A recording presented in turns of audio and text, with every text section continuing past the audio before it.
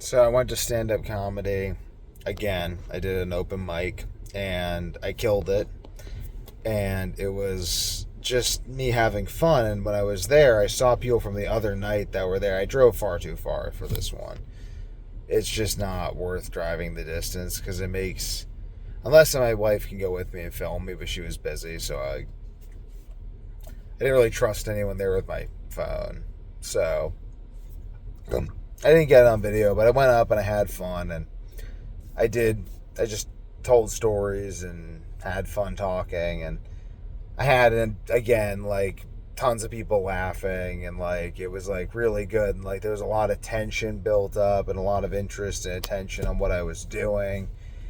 And there's this guy who was there at the first one, and he came up to me, and like he's a funny guy, but he came up to me. I'm not gonna name him, but like, or describe him, but he came up to me after, and he was just like trying to give me advice on how. I'm like, dude, you get all stuck up in your head doing this. This is all self confidence, and this is a classic example of winning through intimidation. It's like beating an upper belt in jiu-jitsu, and then he comes and starts giving you advice and trying to coach you, and like as you're beating him, it's like, dude, we can all see what's going on here. And so much of jiu-jitsu is winning through intimidation.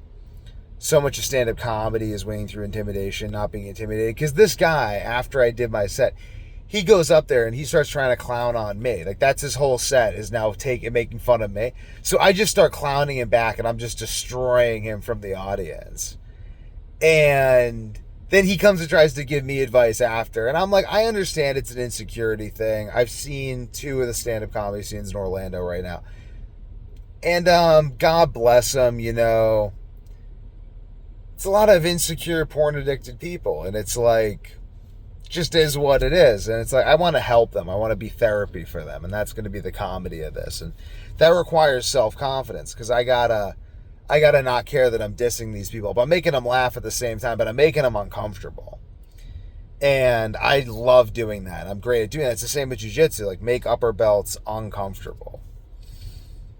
Make people, like, just be comfortable, you know? Like, don't, like, there's this thing in jiu-jitsu which is like, and it's the same as like stand-up comedy. It's like people are like, oh my God, like all the like upper belt worship, and it's just, it's ultimately like wherever it is, you're not allowed to have an opinion because I've determined that. F them.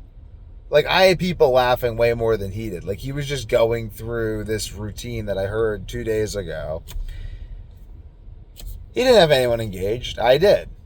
He sometimes tries to give me advice after asking me how many times I've done it. Like, I know, dude, I'm a natural.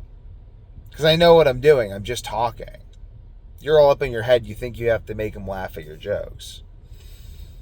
It's the same with jiu-jitsu. So much of it is like, be in ridiculous good shape, have a really good understanding. I mean, you got to work for that understanding of a game. But like, once you build a strong defensive game and you build a strong offensive game, you have the courage to say, I'm the man. Like, I'm the man. Come take that from me.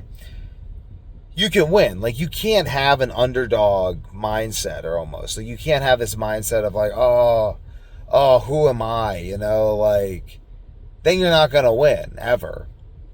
You have to have an attitude in business, in life. You have to have this attitude of like, I'm me, I can win. So when this guy comes up to me after, and he's all like, oh, you'll get it. I'm just like, sir, you will get it one day. Like, I had the people laughing and you didn't. And then he invited me to another comedy club, and I went and I saw, and it's like I've been doing comedy my whole life. Like, you just make jokes to people, and people think, they get all up in their heads, and then they make that an idol.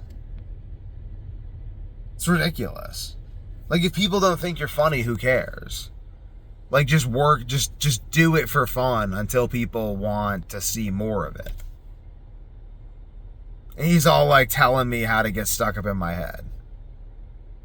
God bless him, but I'm not going to fall for that BS. It's just like, it's like if I'm winning everything with like a set of 3 moves and someone's like, you know, you should stop using those moves. It's like, you got to really look at who you get your advice from in life. Like that Roy Jones Jr. Joe Rogan podcast where they talk about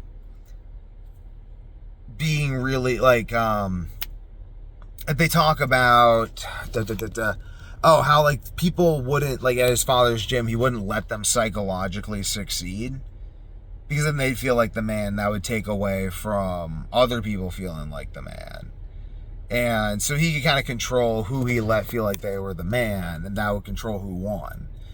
A lot of jiu-jitsu gyms work the same way. It's like they'll have you do like 4 rounds, and then the mat enforcer comes and beats you up. Then it's like, see, man, you're not that good. It's like, yeah, you arrest him for 2 rounds, waiting to beat me up and go 4 rounds straight. And then you come and beat on me. Like, it's like that joke where like or story where the guy was like, except I'm being beat up by the school bully. So I was like, you know what, bully, I bet you could beat me in a fight, but I bet I'm stronger than you. So he's like, okay, and the bully gets down, and he's like, okay, I can do more push-ups. The bully gets down and does like 100 push-ups, and he's like, okay, man, beat that. And then the kid just starts wailing on him when his arms are tired. It's just this, there's so much nonsense. And you have to have a lot of confidence and chutzpah in order to stand up to that, because people will try to be like, oh, he's arrogant. That's a big one. But like, no. Arrogance is thinking you don't have to work. Confidence is knowing that you're doing great work because you have belief in what it is you're doing. Like, that guy's telling me how to be a good version of what he thinks that he should be. But I'm just communicating, so I can't lose. Same in jiu-jitsu. It's like, I go in there against someone really good. The first thing I'm trying to do is not lose. Like, I'm just being defensive, you know?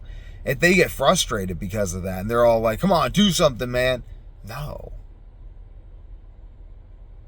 And it's like this weird thing where people will, like, let themselves lose. Like that guy, like, he was like, come on, man, you gotta, like, do it. I'm like, no. Like, why? So I can try to, like, prove that I can do the thing that you're trying to do? I'm not trying to do that. I'm doing what I'm doing. It's a powerful perspective.